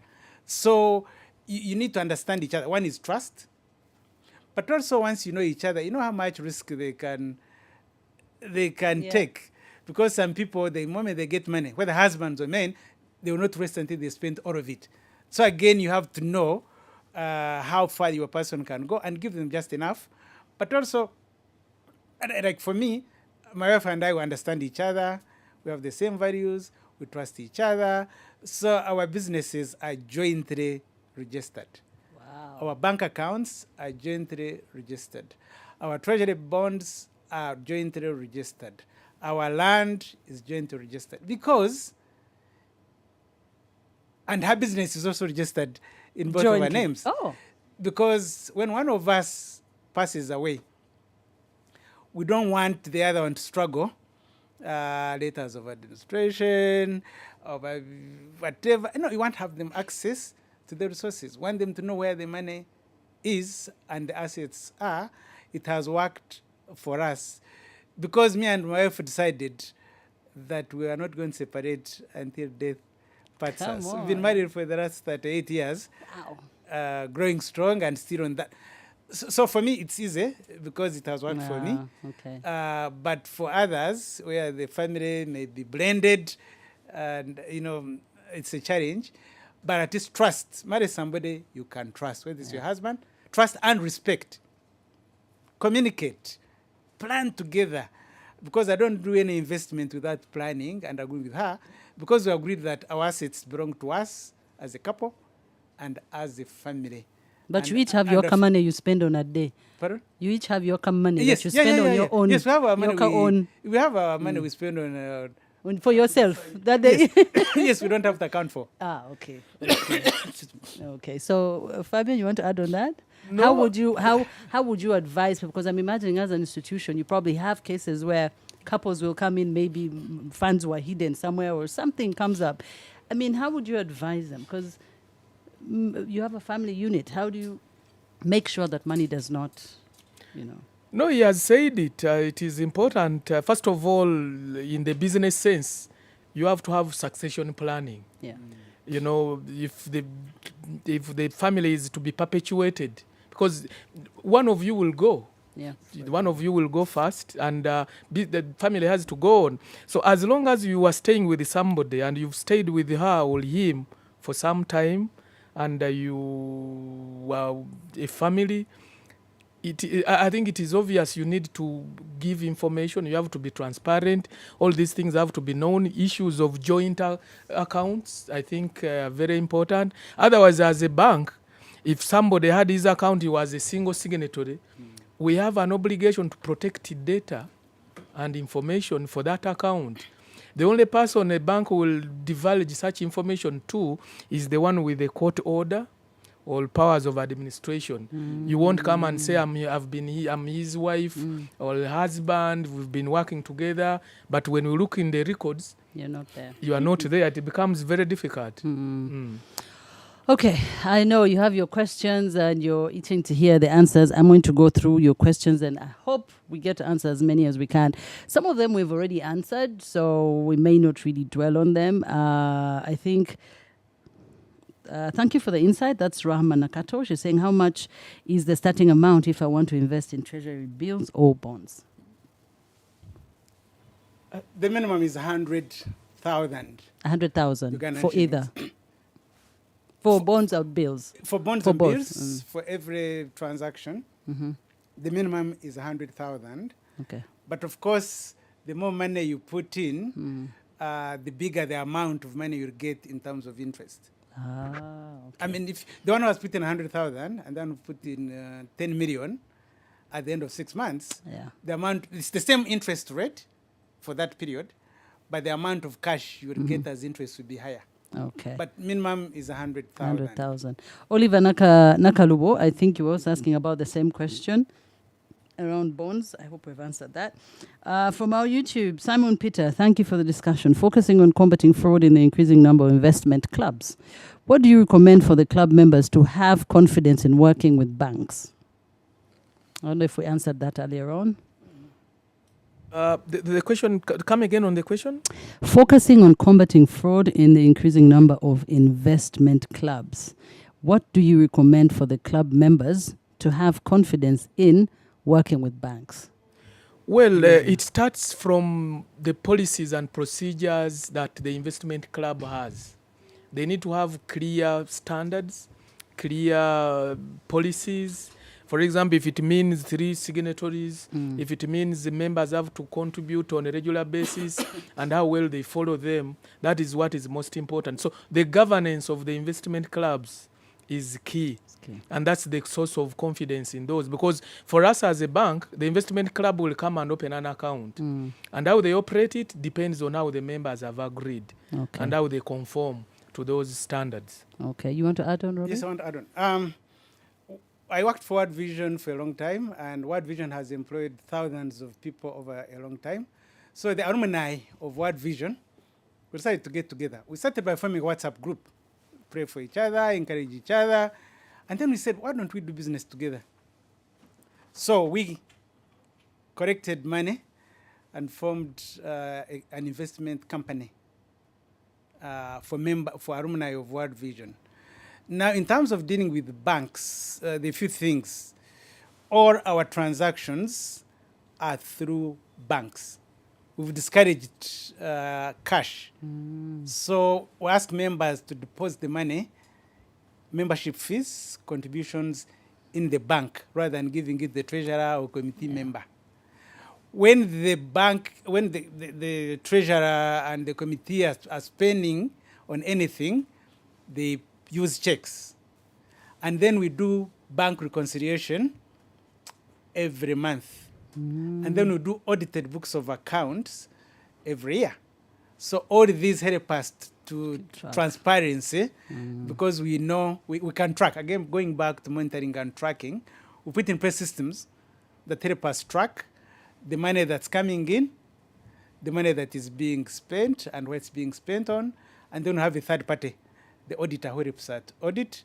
We have an annual general meeting where we look at all these. So Those it's have helped open, us. yeah. Those have helped us in terms of dealing with fraud because we are working through and with banks and auditors. Transparency and regulated systems. And trying to go through these questions as fast as I can. Maxwell Okello is saying, thanks a lot for the program.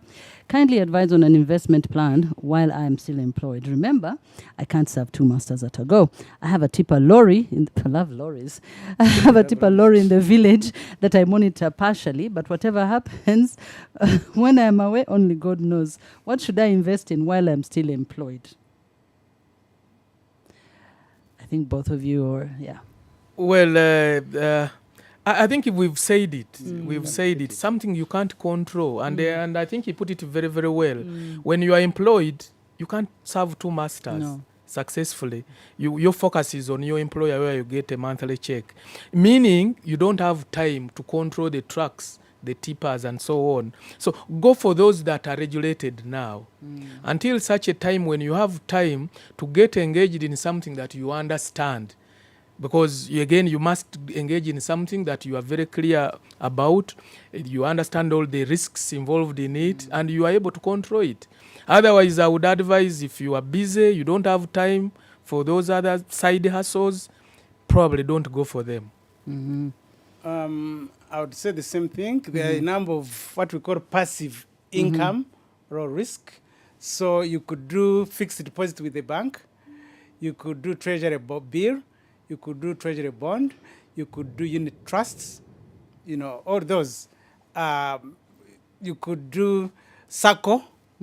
That's well regulated and monitored. So there are a number of things you can put. You could do rentals after you've invested enough. So there are a number of things you can put in money that don't require you to be there monitoring them every day. But you still have to understand how they work. Understand how they work.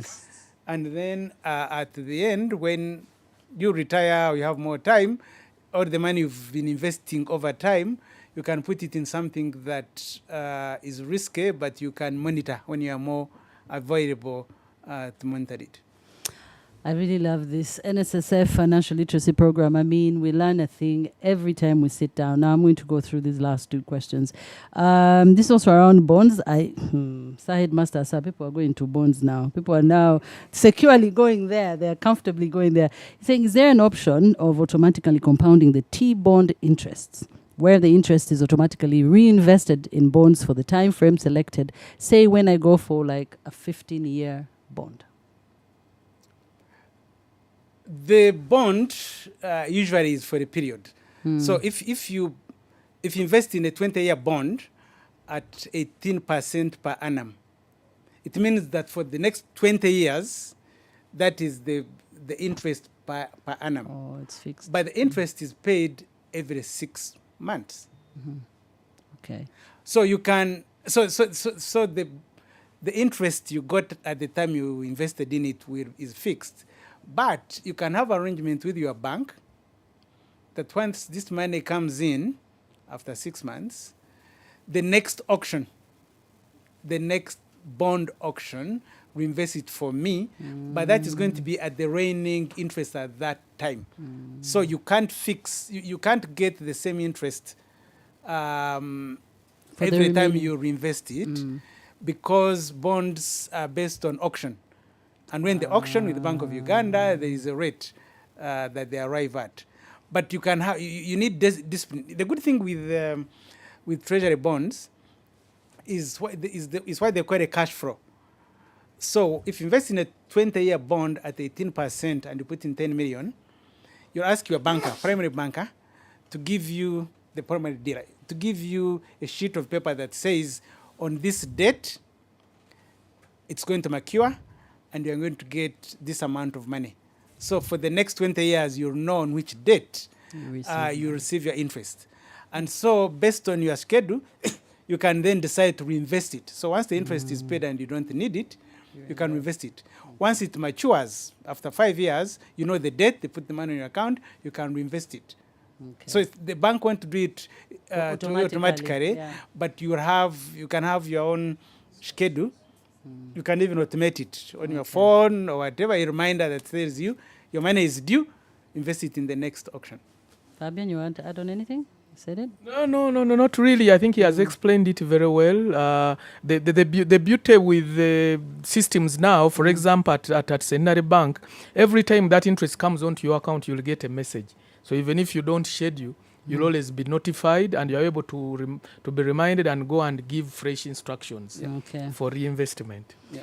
Okay, can Ugandans invest? This is Richard asking, can they invest in foreign financial markets, especially bonds, beyond East Africa? If yes, how can this be achieved? Yeah, there are banks that can enable investments in other markets, and those are the euro bonds I talked about. For example, if you want to invest in a dollar denominated bond, say of a country, say Kenya, or you will be able to trade them in the foreign exchange markets. And so let them approach their banks. They should be able to tell them the procedures of doing that. Okay, I think I that want to answer add- also for Sharon. Sharon, yeah, I think your question also falls in the same line. The opinion on international bonds. I hope that answers your question as well. I want to add a bit of a commercial for Bank of Uganda Yeah. treasury bonds. If you look at the global interest rate on bonds, Uganda has one of the highest interest rates. And if you check with Bank of Uganda, every time they do bonds, auction bonds, one of the biggest players are actually foreign banks, because you can invest in an offshore account with a foreign an investor based abroad. They will take, you'll sell your money, Ugandan shillings, into dollars or pounds or euros, to give the money to them. They will come back and look at the treasury bond in Uganda interest rate. They're going to sell the euros you gave them, buy Ugandan shillings, invest it in Bank of Uganda treasury bonds, get 18% or 20%, and then convert it back and give you 8 or 10 or 12%. Wow. It's all about understanding how the systems work. It's all understanding. And the information, like we said, the information is out there. Dennis is asking, Muhumuza, tell me about early retirement when it was involuntary. I mentioned that it was a crisis to start with, because it was unexpected. But I knew that life must continue. And I knew that I must have hope. And then I took time to reflect. Over all these years I have worked, what have I learned? What knowledge base do I have? What networks do I have? What skills do I have? How can I utilize them for the next season of my life? And so I had people to ask around for advice, engineers, financial advisors. Let me tell you, by the time I put money in fixed deposit with one of the banks that was offering 20% in fixed deposit, which no other bank was offering, I just couldn't put my money in there. I had to look for my friends in the Bank of Uganda.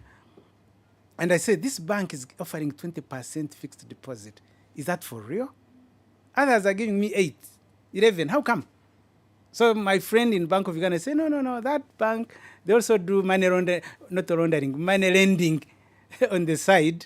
So because I was saying, how come other banks can't give me 11? This one gives me 20.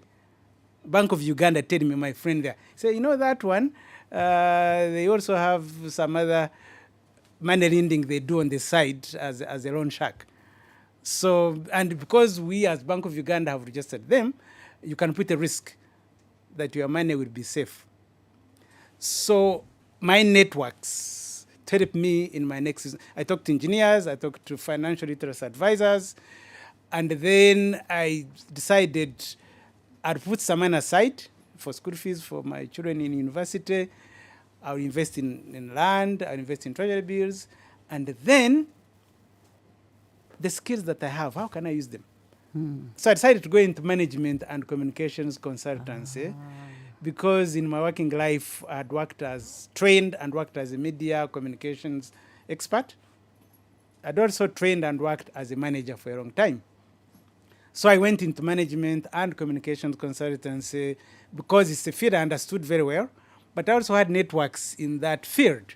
So some of the consultancies I've done and I keep doing are from my areas of expertise, but also from the networks I've built over time.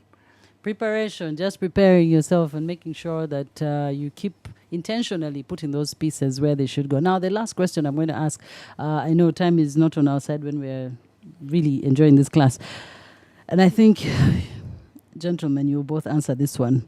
So this one says, my father owns a house which currently needs renovation at a cost of almost 150 million. He needs to take a loan to get this money. I advised him to rather sell it and put the proceeds in a unit trust. Was I right? What do you think? Well, it is very difficult to tell whether she's right or not because there are so many considerations that have to be put into place. You know, if by borrowing 150 million, that house would earn more than she would be earning from a unit trust, it would be a good decision. If not, possibly unit trusts would earn her. So she needs to do some assessment. She needs to get some more information, do some analysis before she eventually comes up with an informed decision. Okay. I think it's a lot of factors. You have to look at where is the house located. What is the market for houses in terms of rentals? I guess this is a house for rent, not for sale. What is the rental in that location? From experience, from other people, I'm sure the bank will take the title as collateral, and there'll be interest to be paid on that loan. So you have to project that where will the money for paying the interest come from, because you are still renovating the house or before the tenants coming in. Are there other alternative sources of income? And in case there are no tenants, or the tenants pay less than what's projected, where will the money come from? Then you have to look at unit trusts. How much interest will the unit trust be paying this mzee, and how often? Because the challenge of being old, or the opportunity, the reality of being old is that you need liquid cash. That's true. You need money to live on. But also when you become old, the insurance, especially medical insurance, are no longer interested in you. But old age diseases are increasing. Yes. And so if you put money in a house and the money is stuck there, and you need money, cash, to go to India or Nairobi or Malago, Nakasero for treatment, where would the cash come from? So if you are older, invest in investments that can be turned into liquid quickly. Okay. If you have a treasury bond of 20 years and you have a crisis, medical needs, you can always recall. You can always resell your bond on a secondary market with no penalty.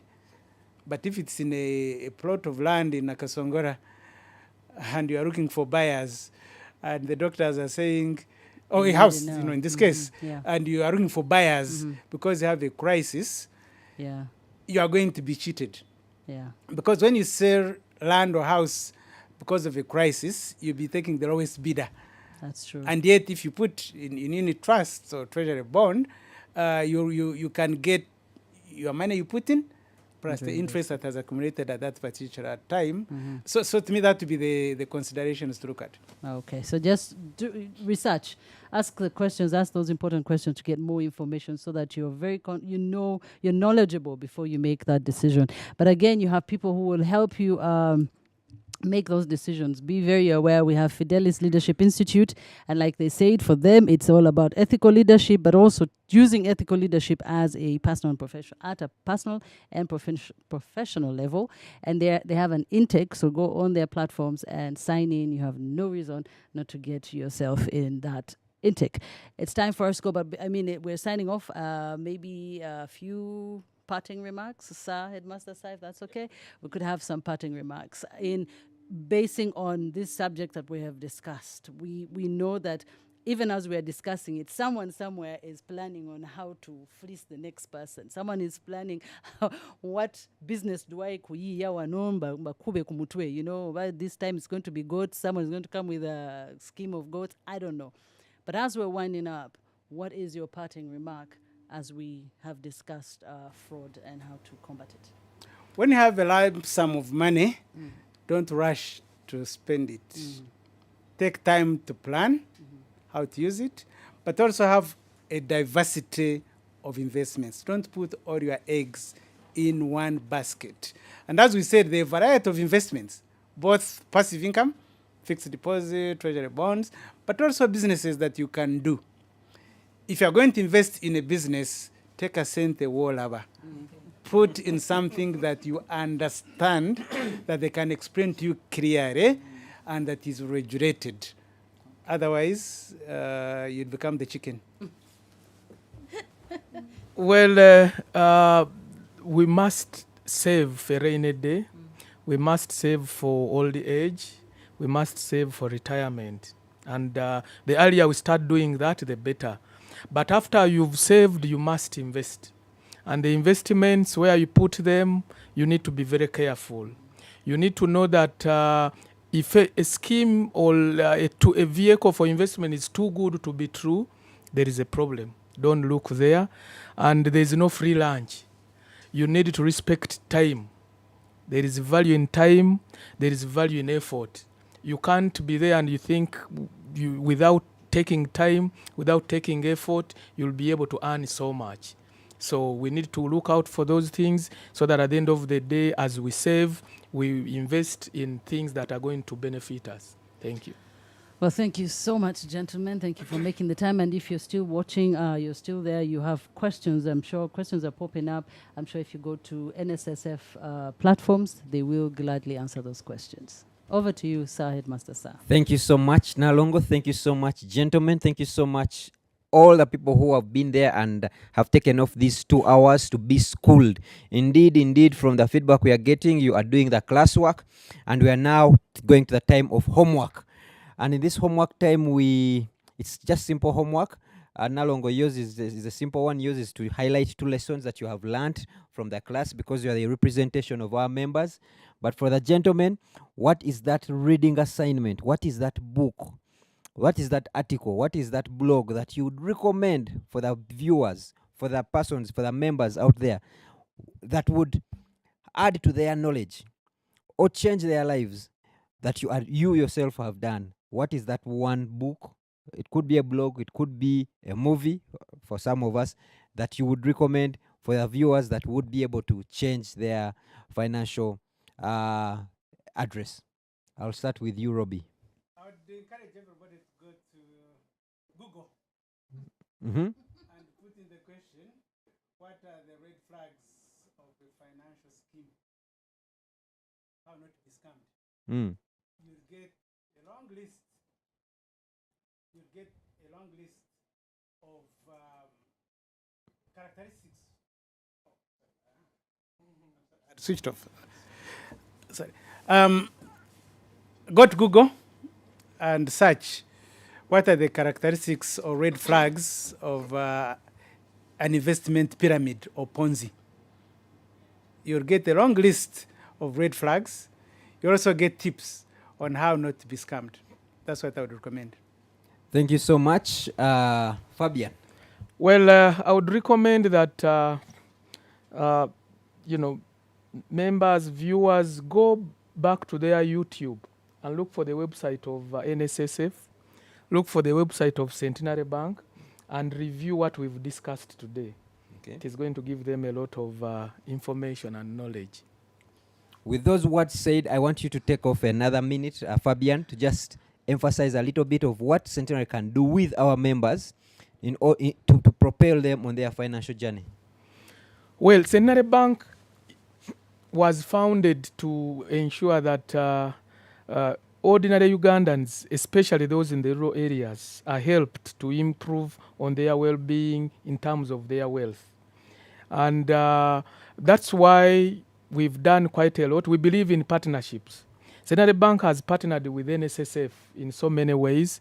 Currently, those who are not banking with us or banking with us, you can access Visa cards that you can use in your management of your savings at NSSF and subsequent spending. You can open accounts at Centenary Bank to keep your savings if you access them from NSSF, as you think of how to best deploy them or invest them. There are so many investment vehicles that Centenary Bank avails: fixed deposits, savings accounts, investment clubs, and things of that nature. And when you come, we will help you to explore many of these vehicles where you can have your money be kept safely. Thank you so much. And I have been assured back office by Fabian that the password, all you have to say is NSSF member, and you will get that premium treatment of the array of vehicles that you can actually invest your money in. And finally, the student, class monitor.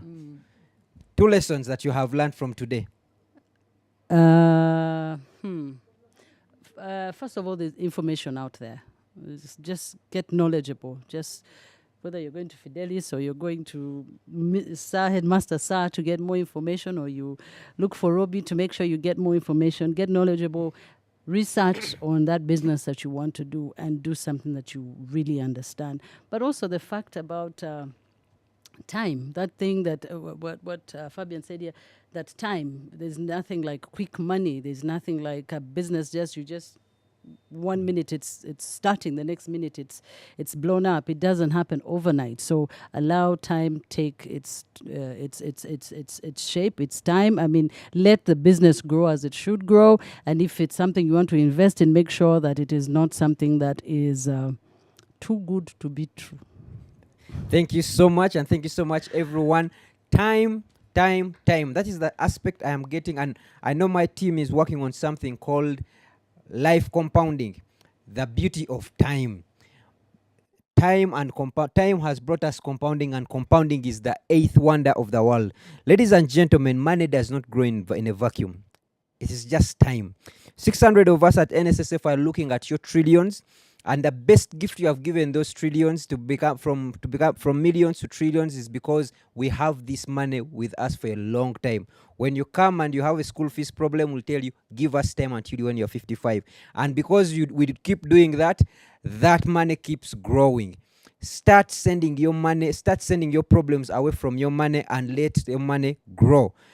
NSSF Financial Literacy will be back the next time tackling other subjects, and we are grateful for Caritas, who always moderates our class monitor. We are grateful for Fabian, who took off time.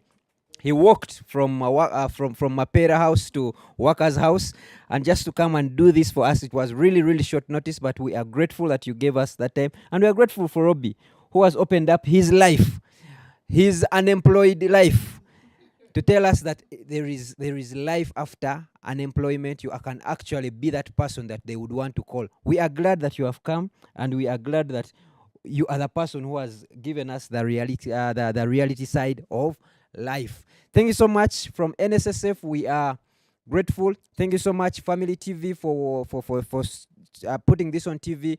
FLI for putting this on your Twitter spaces. Centenary Bank for putting this. You are creating those spaces where people can actually go and learn. And thank you so much, Caritas. I will Caritas for us giving us herself as a subject. No, I'm saying all these words so that I don't have to buy lunch. For availing herself as a subject where we can keep experimenting this lab. From NSSF and the Financial Literacy team, thank you so much, and let's see you the next time. Goodbye.